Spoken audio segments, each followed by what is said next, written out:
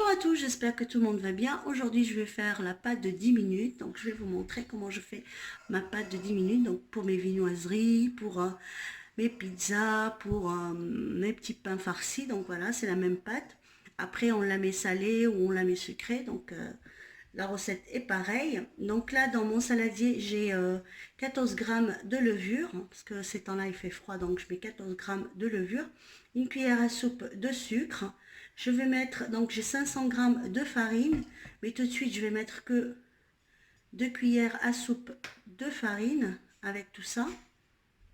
Donc ça c'est la première étape. Je vais rajouter, donc j'ai 250 millilitres d'eau. Donc je vais vous montrer comment je fais. Donc là je mets juste la moitié de mon eau. Donc, je vais mélanger tout ça. Donc je vais diluer la farine et la levure et le sucre.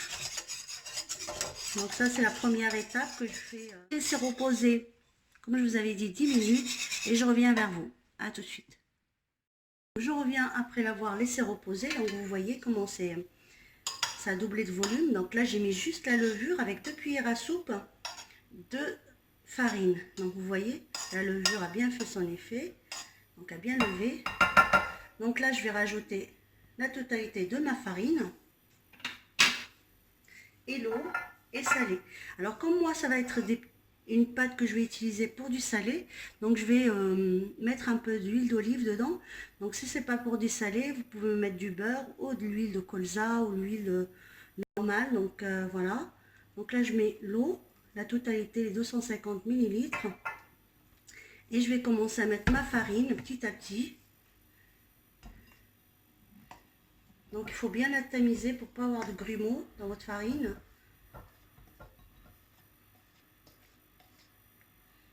Et je vais commencer à pétrir ma pâte avec la main. Je vais mettre du sel selon les goûts de chacun. Donc là aussi, à cette étape-là, je vais rajouter un œuf. J'avais oublié de vous le dire.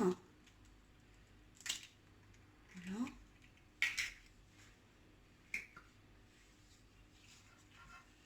Et donc je pétris bien ma pâte.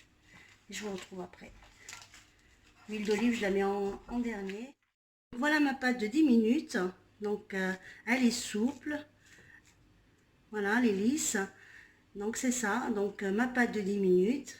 Elle est super pour les viennoiseries, pour les mini pizzas, pour toutes sortes de mini pains farcis. Donc moi je l'utilise vraiment pour tout ce que je fais.